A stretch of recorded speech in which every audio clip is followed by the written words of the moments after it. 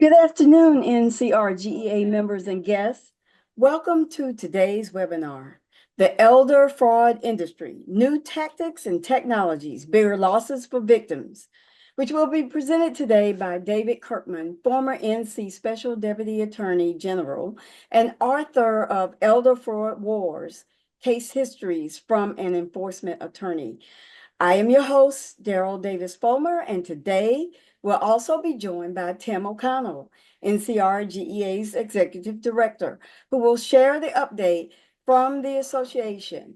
I also want to thank Tracy Eubanks for her technical support today.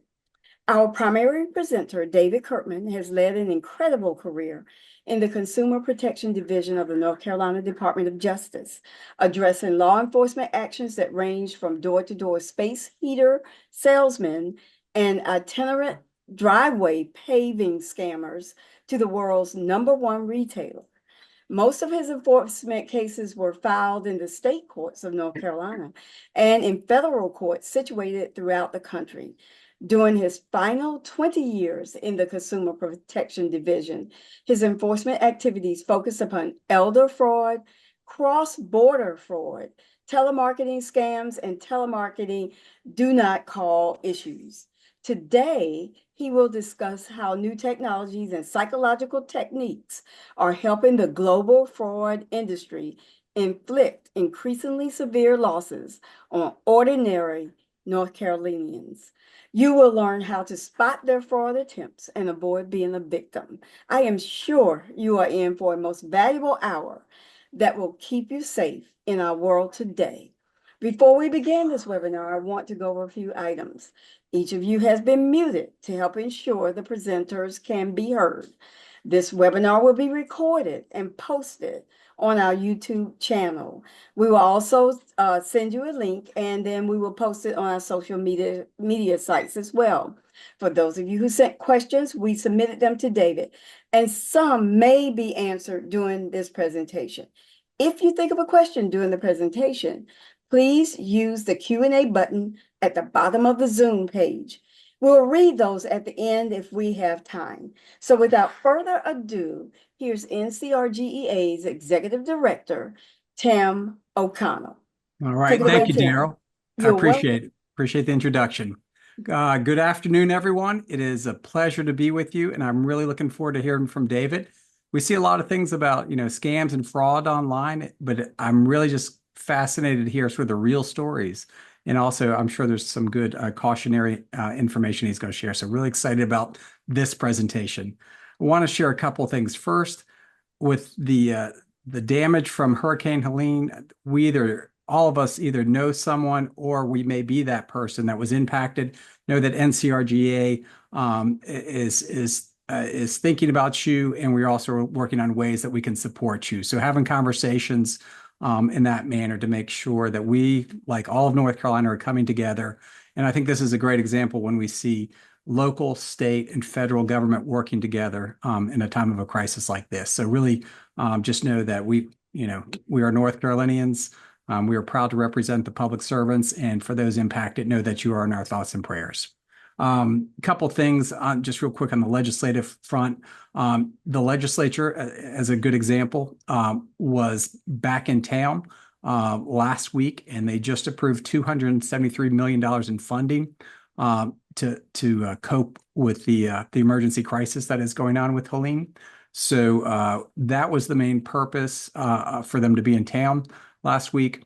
We do expect them that they will be back in session. They've got one more session in October that they'll probably do some additional funding for the hurricane relief. And then in November, they're going to be back, and we believe that they're going to be discussing budget at that point. So we are going to be working the hallways. We're having conversations now with key members of the House and Senate to do everything we can to bring some pension relief to folks. So just want you to know that as well. We appreciate your membership, and we value you, and we appreciate the service that you have done for the state and continue to do. Thanks, and looking forward to this presentation again. Thank you, Tim, for that quick update. And now, David, you're on. Take it away. Thank you, Daryl, and thank you, Tim, and thank you, everybody, for joining us today. I'm so happy to be talking to my former colleagues in state government. I worked for the Attorney General's office for 30 years, and I worked with many of you, I'm very sure. I'm here today to talk, just as I did 4 years ago with you all, about the elder fraud industry, which is a multinational, multi-billion-dollar criminal enterprise which didn't even exist back when I started out in the Attorney General's office back in the late 1980s. But now it has grown into this huge monster, which is able to target all of us in our generation. And I'm talking mainly about the baby boom generation and our parents' generation. Target us with scams, which are very effective in taking a huge chunk of our retirement savings, or in many cases, our entire savings. Last time when I spoke with you, which was about 4 years ago, we talked about certain vulnerabilities to fraud that we, as people over age 60, 65, experience. And one of the vulnerabilities we talked about was most of us are crazy about our grandchildren. We'll do anything for our grandchildren if they need it, if they're in trouble. And this opens us up to vulnerabilities for grandparent scams, which I know you've heard about.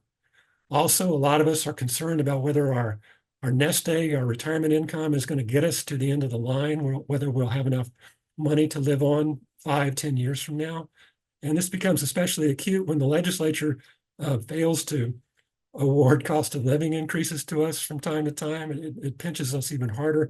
That opens us up to all sorts of get-rich-quick schemes, like sweepstakes scams and investment scams. And then also, sadly, many of us in our generation, we lose a spouse due to late life divorce or because of death. And this opens us up to romance scams, which are one of the worst types of senior scams out there. There are many other vulnerabilities that we talked about 4 years ago, which I won't go into now, except for one of them, and that's this. The main reason the elder fraud industry targets our generation with all these crimes and all these scams is illustrated by the saying of the famous 20th century bank robber, Willie Sutton. He was asked, "Why do you rob banks?"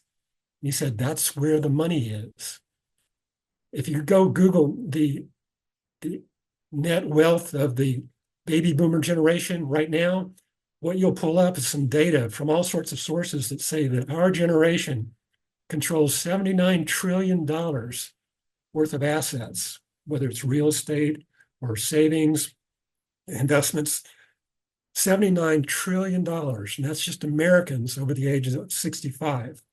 And so, of course, this gigantic industry, this criminal enterprise that is out there is going to target us, especially if you also read further and see that the wealth of the generation behind us, the Generation X, is only half that amount. And the millennials, who are in many cases our grandchildren or our younger children, our net wealth is 8 times what theirs is. So that's the reason the elder fraud industry comes after us. That's the reason why they came after our parents 10, 15, 20 years ago. I've got some statistics that I want to show you, and this is probably the most important one of them all. It's the average loss per North Carolina elder fraud or senior fraud victim in each year as reported to the North Carolina Attorney General's office. And as you can see, from say 2008 through 2017, the average loss per senior fraud victim in this state was about $8,000 to $10,000. Then look at 2018 and 2019. It doubles to $17,000. 2020 goes up to $29,000. 2021, another huge leap to $51,000. And again, this is individual victims. The average elder fraud victim losing this much money in 2021, $51,000. Gets even higher in 2022, almost $60,000. And then last year, according to the Attorney General's office, it dropped back down to $54,000. But that's still almost an 8-fold increase from what we started out with in just a matter of a few years. So what really is going on? If you look at these various years, beginning around 2018, 2019, certain things started to happen. Some of the worst criminal organizations in the world started getting involved. in the elder fraud industry to rip off people like you and me. And they brought a lot of money and a lot of expertise and a lot of technology into the war against our generation, this war where they're trying to defraud us and take all of our life savings. So that's a key reason why you see this jump. It's the involvement of some really horrible organized criminal elements, and also the technologies that became available to us, things like AI, which allows all sorts of images to appear on your computer screen that really aren't there, and allows people to imitate your voice, to imitate your looks. And it makes any scam that a scammer wants to run on you seem that much more convincing. So these are the things that have helped the senior fraud industry to target us more and more successfully with each year. But there's also something else that you can probably figure out just by looking at these years. What happened in 2020? COVID. COVID saw us at home and online more than we ever were before, using our cell phones, using our computers. And this made us more vulnerable than we ever were before, because there was nobody else around to say, hey, that's a weird phone call you just got. That might just be a scam. You're by yourself, actually. So you're getting these messages on your own. You're online more and more. You're doing transactions online more and more, beginning in 2020. So the fraud industry has kept a pace, and these are the reasons why these figures have jumped. The actual frauds that this industry has been perpetrating on us hasn't really changed in the last 20 years. These are the worst types of senior fraud that are perpetrated against North Carolina victims here in North Carolina. And on the right corner, you can see in that red column, the worst known victimization of a person here in North Carolina. So it's the same sort of things we saw 20 years ago: foreign sweepstakes and lotteries, sweetheart and romance fraud, Nigerian money transfer scams. This is where they tell you somebody's died in their country on the other side of the world. They left a huge estate to you. You're the only heir. You need to pay all these fees to get the estate moved to North Carolina and into your bank account. Nigerian 419 transfer scams have created one of the worst victimizations of them all at $3.4 million. Tech support scams, we've been dealing with these for about 20 years. The only real difference in how they're done now is, instead of somebody calling you and saying, hi, I'm from Microsoft, there's a problem with your computer, let me help you. They're now using total technology to attack you with these tech support scams. They'll send you a text or an email saying there's a problem with your computer. Please click this link. And when you do so, your computer is immediately infected with spyware or malware. Phony government agent scam, also known as the jury duty scam or the IRS scam, that has been around with us for about 20 years. And it hasn't changed too much. It's a little bit more high-tech than it was before. The grandparent scam has also been with us for a long time. But in a minute, we're going to talk about how AI has allowed these grandparent scams to be so convincing and so terrifying. Finally, there's home repair scams, which have abounded in North Carolina over the past 50 years, and investment scams. The big change in investment scams is a lot of these scammers are trying to pitch cryptocurrencies. Now, for sweetheart and romance fraud, you see that the worst victimization in North Carolina was $1.25 million. This was a woman in the Triad area who lost this amount of money over the course of about a year and a half. And you'd think that, that's just a real outlier. That it couldn't possibly be that many scams that successful in the romance fraud arena in North Carolina or anywhere else. Actually, if you talk to the people at the Attorney General's office who handle senior fraud, they'll tell you that $500,000 loss victims, $300,000 loss victims, even $1 million loss victims are not that unheard of in this state. And just so you won't feel like, North Carolina had one of the worst experiences with this, here's a story that was all over the press back in February. It involved this woman, 65 years old. She's a retired record company executive. Her husband died, and immediately the romance scammers started to prey upon her. And they were actually a bunch of guys who were college students from West Africa. They pretended to be this man. They sent her text messages and emails from him along with pictures that seemed very convincing. And these communications went back and forth between that woman and this man, supposedly, for almost a year. And he professed his love for her. He was going to marry her. He was going to resign from his job in the Middle East where he was working in the banking industry and come home to North Carolina and bring all his millions of dollars and be married to her.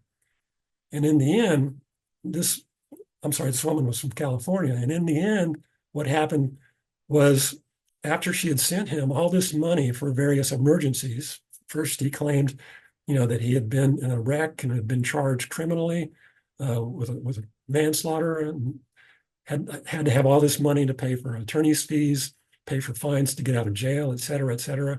And then it was something else. He had to have a heart operation, and Medicare wouldn't pay for it over in Saudi Arabia. So could she please wire $60,000? Time and again, he kept asking for all this money, which he would repay her when he came to California to marry her. And she would comply. She was so convinced that this was very real. But had she actually done something called a Google photo search, she could have found out that this man was a citizen of Holland. He was married, had kids. He was not American. He was not working in the Middle East. And what had happened was that these college students from overseas who were running this scam had simply taken his photos off his Facebook page. All these pictures of him doing all these activities and looking so nice like he does here. They had just stolen those pictures and used them to perpetrate their scam against this woman out in California. And that's exactly how they did it with the woman here in North Carolina. Now, last year, the average romance scam victim in North Carolina lost $53,000. That's a very alarming figure. But the good news is that's down from $65,000 in 2022. It actually came down.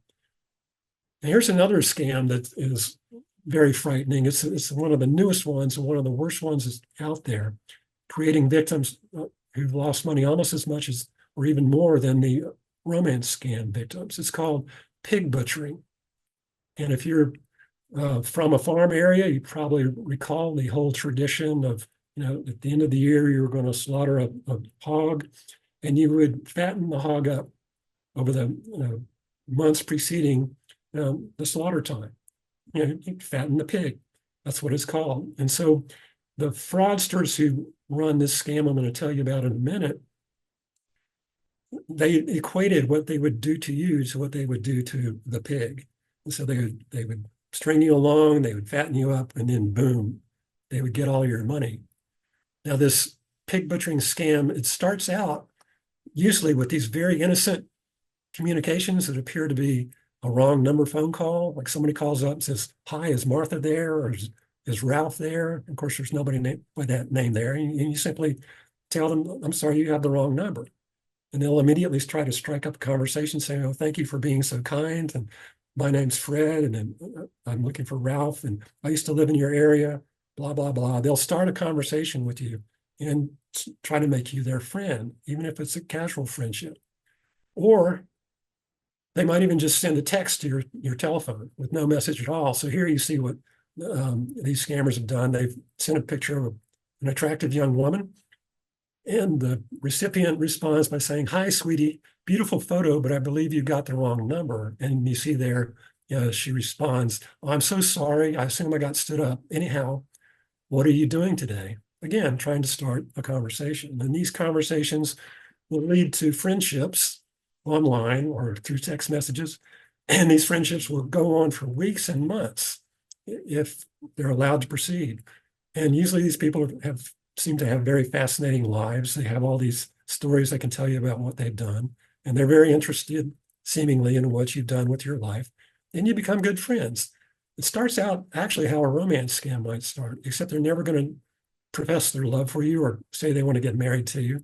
Instead, what they'll eventually do, and this is usually around 4 or 5 months later, they say, "I'm making a lot of money investing in cryptocurrencies. I have this cryptocurrency app on my phone, And I'm actually making hundreds of thousands of dollars with this app, buying cryptocurrencies when they're low and selling them when they're high.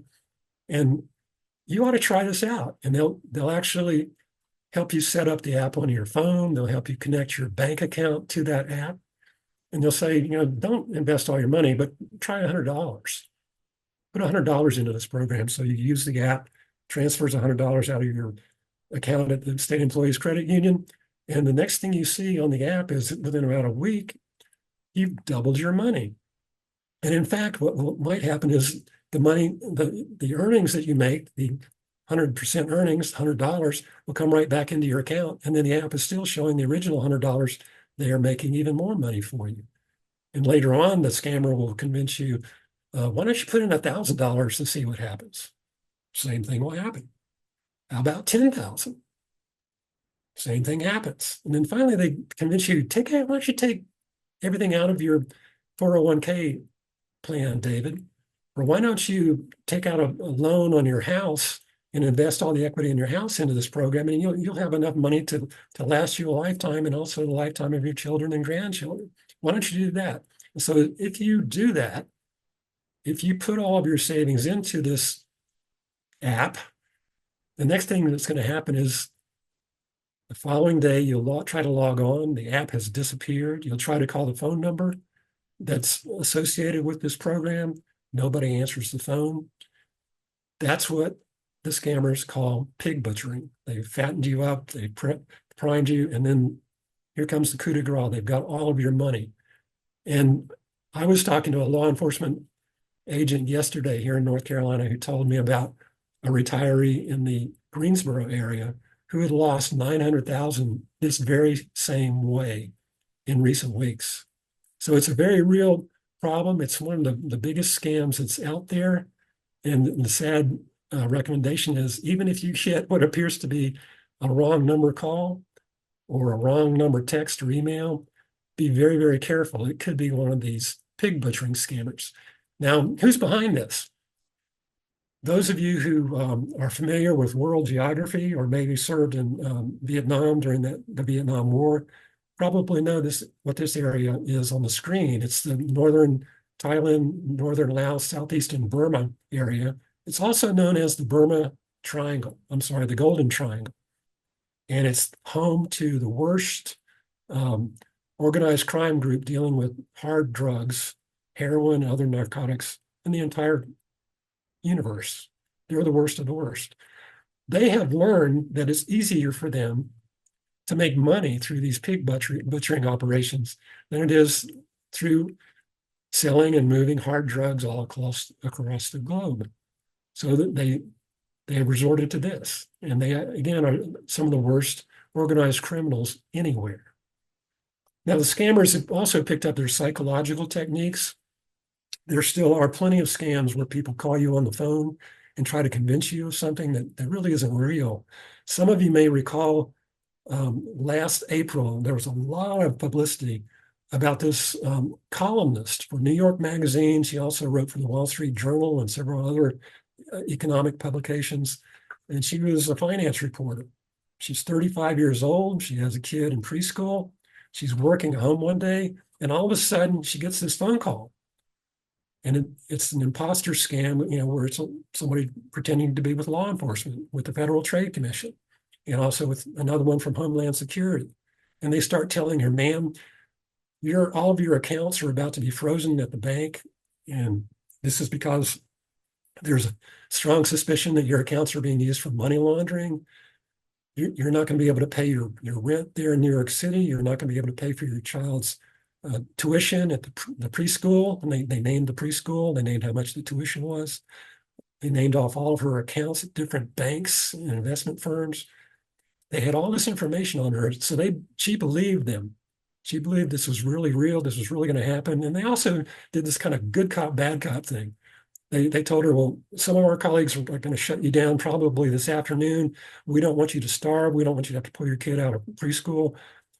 Why don't you go to your bank and take out $50,000 in cash, bring it back to your apartment, and we'll send a courier by to pick it up and put it in a special account that will not be frozen. And that way you can pay your bills. You can pay for your child's preschool.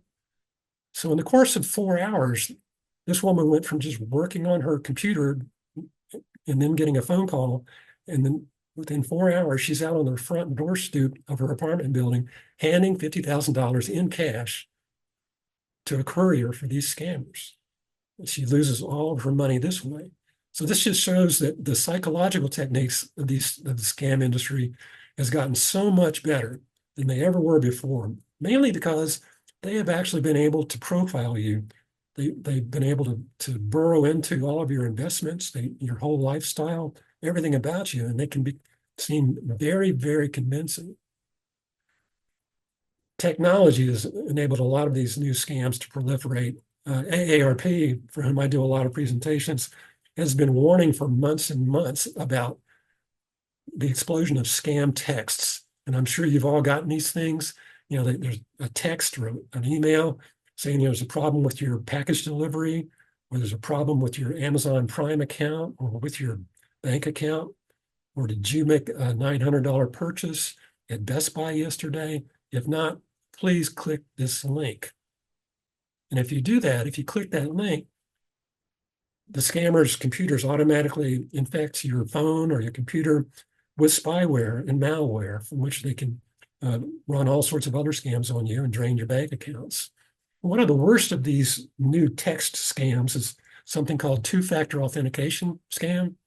And this is where you're just minding your own business, watching a presentation on elder fraud with David Kirkman and the Retired Government Employees Association. And all of a sudden you notice on your phone a text or email, or it might be a robocall, and it arrives from your bank and it says, actually what you receive is a code number. This is your secret code. And then the robocall or text arrives from your bank and it says there's been problems with your account. Please enter the code we just sent you a minute ago, and then we will contact you to discuss this problem. And so, alarmed, you see the code on your telephone and you enter it in to this text. What has just happened to you? What has just gone on? A lot of the fraud industry now is just so high tech, they don't even speak to you in person. They have their computers that are working out ways to hack into your bank account, your investment account, even your medical charts at the local hospital. And eventually, because there's so much information about you and about passwords you've used in the past, they figure out what your password and login ID are for these different accounts, including your bank account. But as you probably know, banks now do this thing called two-factor authentication, where they're going to send a code directly to your cell phone or to your home phone. And when you see that code on your screen, or you hear it on your voicemail, you're supposed to enter it in. And then the bank lets you log in completely to your account. But here, the scammers have logged in almost completely into your account. They know that the bank's going to send that code to your cell phone. So they have these little texts that follow immediately behind and tell you, please enter the code here that you just received. And this is enabling the fraud industry to get total control over your investment accounts, your retirement accounts, and your bank accounts. So avoid that if you can. Some of the more run-of-the-mill deceptive text scams are like these. They say there's a problem with payment. Please click this link to pay off the balance you owe to, in this case, it's an NC Quick Pass, the toll operators here in North Carolina. And if you click that link, what's going to happen to you is you're going to have spyware again installed on your telephone, or they may actually ask for your debit card number, your bank account numbers, and next thing you know, they have total access to your bank accounts. Here's some examples, and these examples contain clues to the fact that they are from total scammers.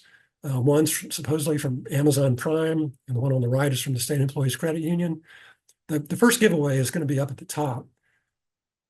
Usually when an established financial institution or medical institution sends you one of these messages about activity on your account, they're going to have not a phone number like you see here at the top.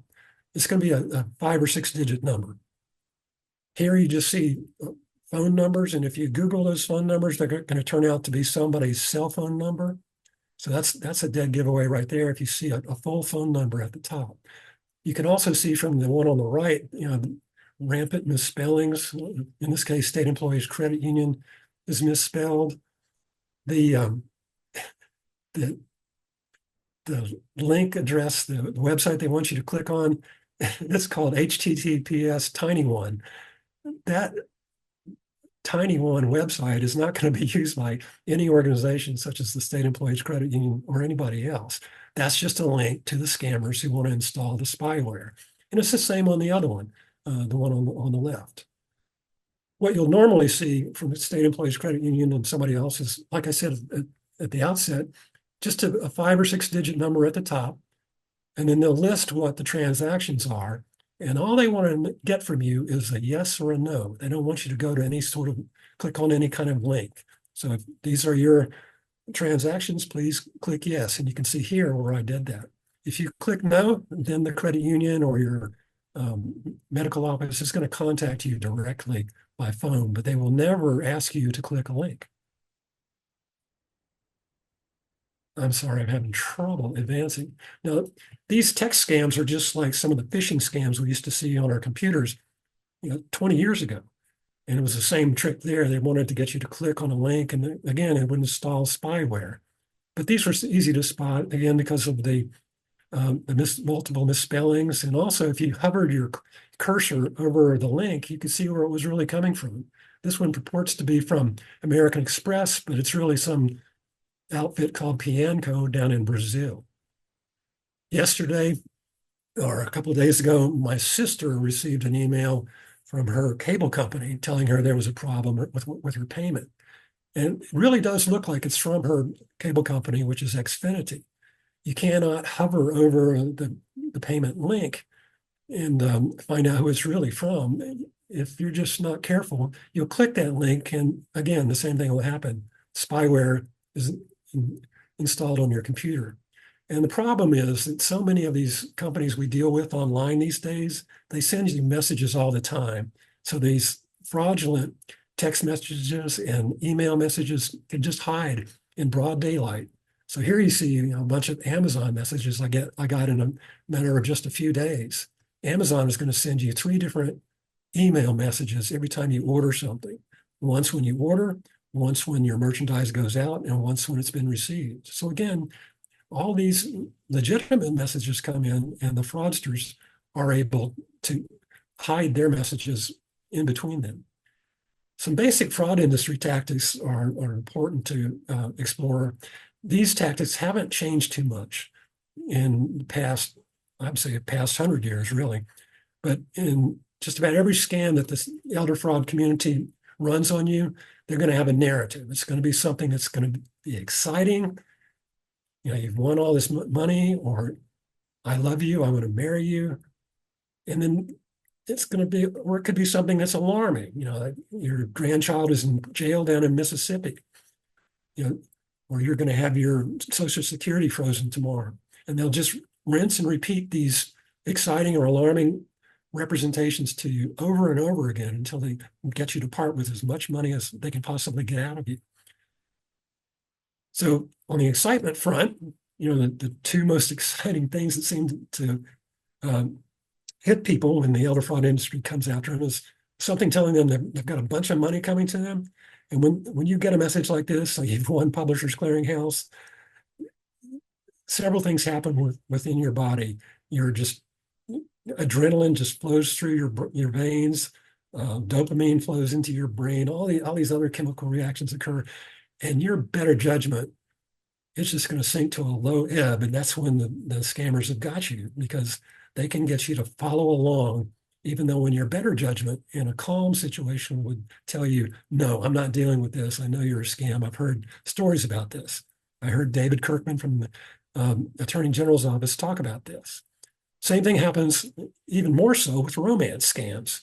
They say that when you're experiencing newfound love, the chemical reactions that occur within your body every time you interact with this newfound person, this newfound love of your life, it's almost like 2 hits of cocaine. So that's an extremely powerful reaction, and it really sends your better judgment down to rock bottom. And that's when the scammers are able to run their romance scams on you, make you think, oh, they're in all this trouble, you need to help them out. Fear and alarm. I mean, that's the flip side of the excitement portion of it. Fear and alarm is often interspersed with some of these exciting representations. And so the most common one is that your computer has been hacked or somebody is charging your account without your permission. Your Medicare is going to be canceled. Your fiance is in jail overseas. This too has the same reaction. It just, your better judgment goes out the window, or it goes down to low gear. And then the scammers then are able to tell you what you need to do to get your loved one out of this predicament or get yourself out of this predicament. And of course, the people who don't even speak to you, they just send electronic messages to your computer. You've probably seen this every now and then when you're surfing the internet, you're looking for sports scores on the local TV channel website, and next thing you know, you get all these screen messages popping up and all these loud noises telling you there's spyware being installed, malware, look out, press this link for help, contact this number for Microsoft support. If you do any of those things, the same thing we discussed before is going to happen to you. These computer programs are going to install all kinds of malware and spyware on your computers, and you're going to have all kinds of problems with your finances or anything else that you do on that computer. Another version of the alarming representation is a threat. And, it used to be that fraudsters, when you started balking, you were no longer being tricked into paying them. They would threaten you. Or they would threaten your dog or your kids. Now, a lot of times they come with the threats straight off the bat. And so they'll say, I'm with the IRS, we're going to arrest you because you haven't paid taxes. We're going to freeze all your assets. Or the fake jailer who tells you that your child is going to be beaten up by all the other inmates if you don't send money for bail for him right away. There's nothing I can do. They're going to beat him up.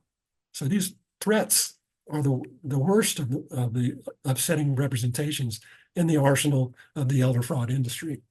But the new tools, and we spoke about this just a minute ago, are artificial intelligence. We talked about the scammer, the romance scammers who attacked this woman in California and also the woman in North Carolina with emails or text messages and photographs. Now, if one of these scammers, say it's a member of the Russian mob, it's Boris, he's in St. Petersburg, Russia. He's sitting there at his desk, like I'm sitting here in front of this computer, and he's talking to you on video chat. And he looks real scruffy in real life, and he's got a heavy Russian accent.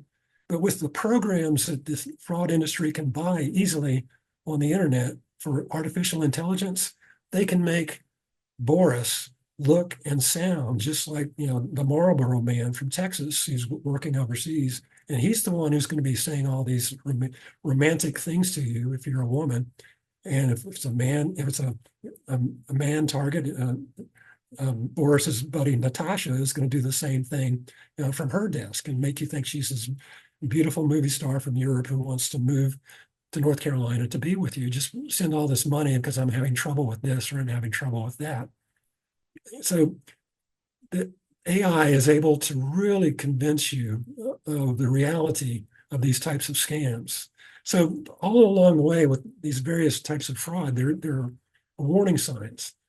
And a lot of times when we're sucked into these scams by the alarming or the exciting representations that are being made to us, we ignore the warning signs on the side of the road telling us, hey, don't go any further. Listen to your inner voice telling you this might be something dangerous. So if you go past all these warning signs, if you do blow past them, there are still certain warning signs that you just can't ignore. They're kind of like the railroad crossing when the train approaches and all of a sudden the lights turn on and the big arms swing down and the bells clang and there might even be a whistle noise. You definitely don't want to ignore that warning sign. And it's the same with the stop school bus. You see the lights flash and the little stop sign pop out and the school bus is coming to a stop. You are not going to pass that school bus unless you're really distracted or being really foolish or selfish. So these are big time warning signs that I'm going to talk about in a minute. And what they involve is the way you pay them, the way the scammers want you to pay. And typically they want you to pay through some medium that a real FBI agent would not want you to use, a real lawyer down in Mississippi would not want you to use. Only scammers would want to use these types of payment methods. For the last 25 years, one of the major ones is wire transfers through MoneyGram or Western Union. There's a MoneyGram outlet in almost every neighborhood and every community around the world. There's also one in your community, probably at the store right down the street from you. And so the scammers want you to wire them money through MoneyGram or Western Union.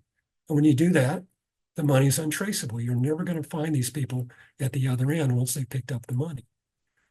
Lately, because of pressure on MoneyGram and Western Union to stop these sorts of transfers, the elder fraud industry has gotten people to go out and purchase $3,000 worth of gift cards. And you'll see this sometimes. You'll see an older person standing in front of this kiosk at CVS Pharmacy or Walmart or Food Lion, and they're on the phone, and somebody's telling them, "Yeah, go get 6 of those $500 Amazon cards you see there in front of you." And then they go check out, and as soon as they check out, the scammer is telling them, "Okay, read the numbers off each card." And as soon as you read those numbers off to the person over the phone, that money is drained from the card within 15 minutes.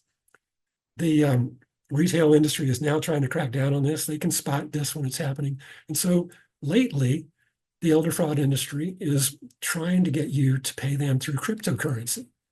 Okay, how is somebody going to get you to pay them in cryptocurrency, especially if you don't have a cryptocurrency account? Well, it's pretty easy because just about every vaping store or tobacco shop, tattoo parlor, a lot of convenience stores have these things called Bitcoin ATMs. And the scammers tell you to go to this convenience store, 5 miles down the road from your house, punch in this number into the machine, and when the door opens at the bottom of the machine, start feeding in $100 bills until you've paid them $3,000. This is one of the most popular ways these days for scammers to get money from you. So if you're being asked to pay anybody through this method, especially if they claim to be a law enforcement official, it's a total fraud. Stop it. Peer-to-peer payment apps, you've probably heard of these. Many of you have them on your phone. The most popular ones are Venmo and Zelle. And so if you are dealing with some of these scammers, they'll ask you, can you Venmo me the $2,000 that we need to get your grandchild out of jail in Mississippi? Or can you send it to me via Zelle? And you may not even know it, but a lot of you have it on your cell phone or your computer. If you do online banking with a major bank or even many minor banks, you already have a Zelle app on that. You just go there and do a few clicks and you can Zelle the money to these scammers. It's an electronic transfer that's picked up almost instantly. The problem with Zelle and Venmo and a lot of these other peer-to-peer payment apps is that the transfers are instantaneous and they are irreversible. The only way you'll ever get your money back, according to the banks, is if somebody hacked into your account with the bank and sent the money to themselves. So you should only use peer-to-peer payment apps to pay yourself. And then finally, the scammers are going back to a tried and true method of getting money. They'll dispatch a courier. It could be an Uber driver, or it could be a FedEx driver, UPS driver, to pick up a package from you that contains cash. They'll say, put $5,000 in cash into an envelope and hand it to the FedEx driver who's coming to your house, Mr. Kirkman, in about half an hour. And so a lot of people have done this, including the woman we talked about earlier, who was the finance reporter for all these major publications. So how do you protect yourself from all these scams? Well, in addition to trying to participate in programs like this, there are certain things that are always tried and true. Get a good computer security program. You usually have to pay for them for your computer and your cell phones.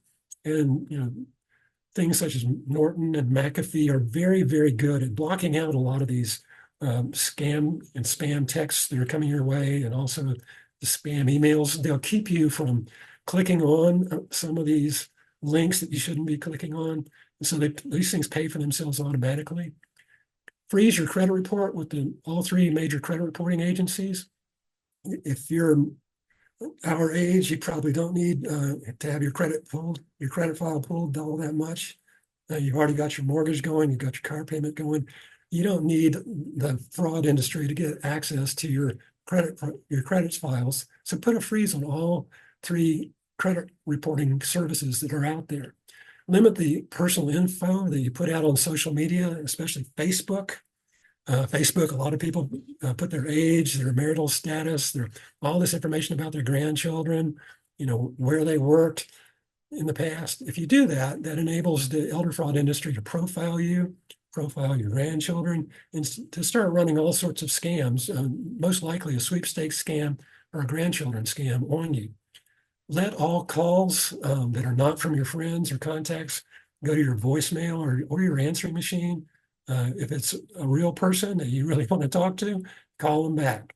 But get in the habit of doing that. I think most of you probably already have with your landline. You should also do that with your cell phone. Get the best call screening features possible from your phone service provider. Mine is Verizon. They're really good at letting me know that a call coming in is probably a scam or spam.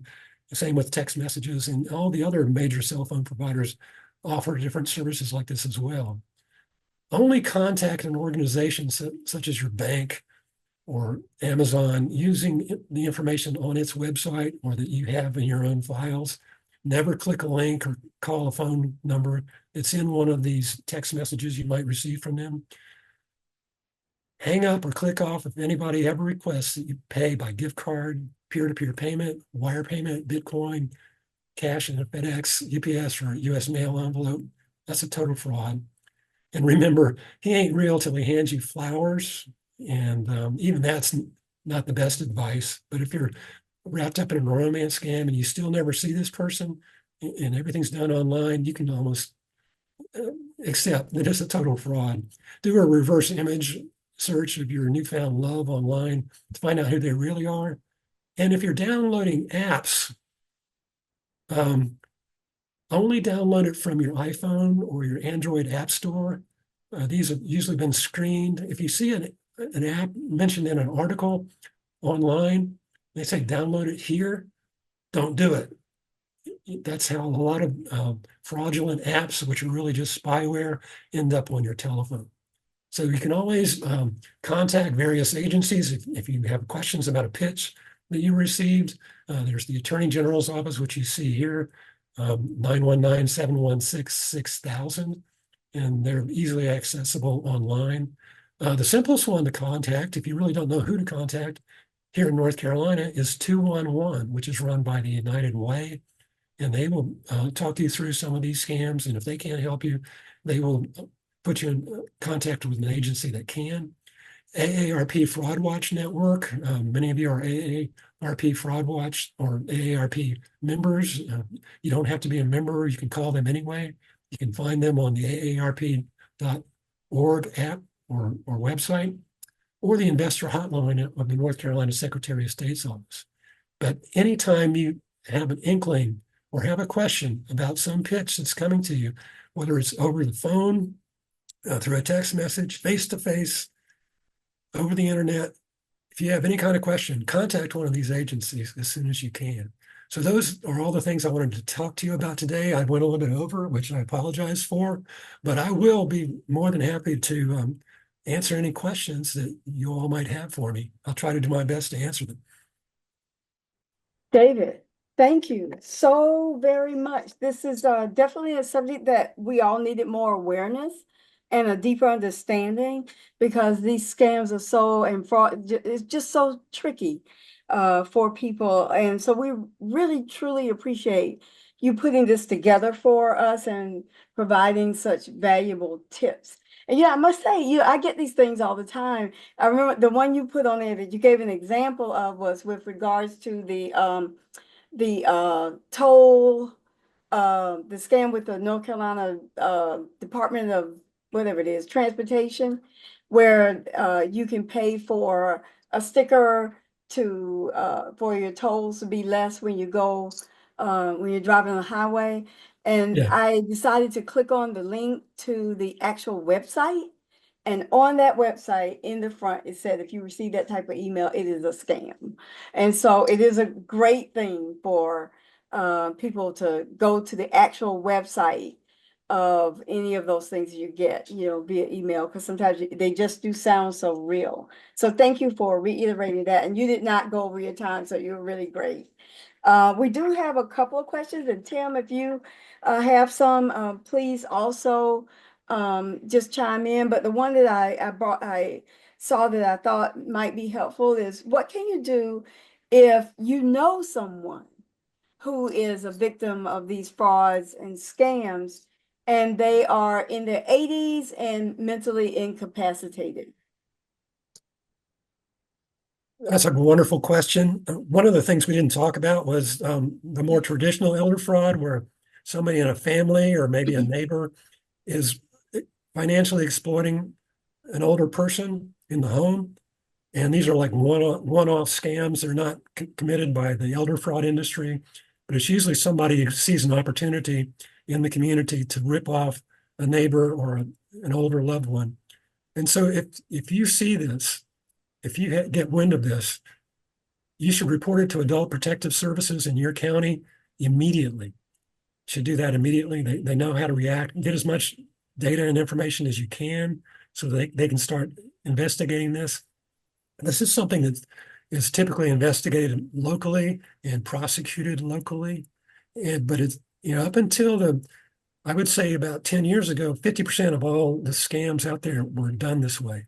Now, if you see a fraud victim who is being targeted by the elder fraud industry, somebody who's going to CVS pharmacy and buying all these gift cards, for instance, it used to be that government agencies would only take a report or a complaint about this from the actual victim, but that's not necessarily the case anymore. You can contact the Attorney General's Office, Consumer Protection Division, ask to speak to an elder fraud specialist and make what's called a third-party report about this friend of yours who seems to be in the midst of some type of scam and don't know exactly what it is. But again, you can call them at 919-716-6000. 919-716-6000. Yes. I'll try Okay. to, I put the number back on the screen here. Okay. And we can just remind everyone that we will be sharing the PowerPoint with this information there. And so they can review it again, and the recording as well. So here's another question that more than one person asked: how do you stop these calls? I know you mentioned some things earlier in your presentation, but if you could refer back to that, they are very interested in that. Well, the honest answer is there's no way you can stop them. You can reduce them somewhat. People often complain that the do not call registry doesn't work. Actually, the do not call registry was designed with legitimate companies in mind, and it actually has done a 99% effective job of stopping annoying telemarketing calls from legitimate companies. My last big case in the Attorney General's office was a case where I got $21 million court judgment against a Fortune 500 corporation that placed millions of illegal telemarketing calls to North Carolinians whose numbers were on the do not call registry. But the elder fraud industry, which we've been talking about, they don't give a rip about the do not call registry. They know that we can't reach them, that American law enforcement are not going to be able to reach them in the Golden Triangle or over in the Philippines or in northern India or Russia. So they just call with impunity. So all you can do is rely upon the technology that the phone companies have been pressured by state attorneys general like Josh Stein or the federal government, such as the FCC or the Federal Trade Commission. They have been pressured into creating programs and systems that spot these types of calls and text messages coming your way and block them. Now, they haven't been able to block them all, but they've been able to knock them down. And some of the phone companies, like I mentioned earlier, offer special programs. You have to pay a little bit extra. It'll knock down even more of these calls. But the honest answer is it's not going to eliminate them. You just have to be ready for what's coming at you and adopt some of these practices that we talked about a few minutes ago. Right. So being aware and diligent or vigilant about handling your personal contacts, etc., is really, really important. So I have a couple other questions. So what if you see part of your password while texting is it is in the area where spelling suggestions are listed, or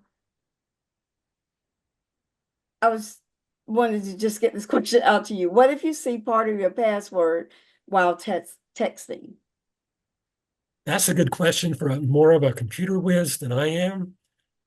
But I do know there's an issue out there with some of these programs that give you suggested spellings for things. The Yeah, best thing to do is just to ignore that, or if you can deactivate it, when you're on doing business online, um, do so. Don't don't respond to it at all. Just try to deactivate it and ignore it as best you can. Because okay. there's some way, and I'm not technical enough to tell you how it's done, but there's some way that scammers can actually access that kind of information and get your password that way. It's not easy, but they can do it. You can do it. Okay, here's another question. What do you do if your social security number is found on the World Wide Web or the dark web? Well, the reality is, yes, it is out there on the World Wide Web and on the dark web. It's actually been on the regular internet for decades. There are actually legitimate companies selling people's social security numbers. I don't have their names or websites, but they've been out there for such a long time. That's one reason that the Medicare no longer uses social security numbers for your Medicare card, your Medicare accounts. It's just so prolific. You need to assume that your social security number is known to the fraud industry, because it is. And that's why you need to take all these other steps, like freezing your credit to keep them from using your social security number to get into your credit file and take out loans in your name. Right, right. Thank you so much for that response, David. One of our members said, in response to an email message regarding the Nigerian lottery, this is more of a comment versus a question, but wanted to know how you feel about it too. She said that they were requesting a processing fee to receive funds. So her response to them was to deduct the processing fee from the total amount and send the balance. And then, of course, she did not hear or receive any further communication, nor the dollars. So she doesn't necessarily recommend this as a response to give scammers. But just kind of, what do you feel about just kind of throwing them off in that kind of way? Well, that's the perfect response, especially if it's an email. Mm-hmm. If it's if it's coming to you by telephone, they've got you on the cell phone, or sometimes they can even do a FaceTime message with you and talk with you personally, and you see their image. You should know that anytime somebody asks you to pay money in advance to collect a sweepstakes prize or an award, it is an absolute fraud, and you should just hang up, don't answer. There's an old rule of thumb that the longer you talk to these people, the faster and you become more vulnerable to their pitch. They always have a comeback. So the best thing to do is just hang up or click off if you're on email with them. All right, and I think it's a great way to end this, David. There have been numerous comments thanking you for this, and one person said this was the best presentation I've seen at Thank the you, one Lunch and person. I Learn. appreciate that. Excellent, thank you. And we certainly appreciate you. And the timing is just perfect. So thank you so much for being with us today. Ladies and gentlemen, I have a couple of things. Don't forget to complete the survey that we will send out later this week, probably tomorrow or Friday. It's very quick, it's easy. We need our responses back by Monday. This helps us to bring you the webinars that you want to hear and see. Before we leave, note that our next Lunch and Learn webinar is going to be kind of fun. It's called Festive and Fit. holiday health tips. And this will be held on November the 13th. Many of you have asked for different nutritional information, healthy exercise tips, all those things. So we have someone, Andrea Henry, from the Brookdale Senior Living, which is an NCRGEA partner. She will be presenting. And so will be an especially exciting webinar with our member partnership. You won't want to miss it, as Andrea will share tips on how to stay healthy during the holidays. So be sure to sign up for this very informative and interactive webinar. And one of the things as we grow older, we definitely want to stay fit. We want to stay healthy. We want to get all the tips we can to do that. Again, David, thank you for joining today, and everyone else on the webinar. Thank you for joining us today. And as always, the association stands ready to assist you in your retirement. Take care, everyone. Have a wonderful afternoon. Bye-bye.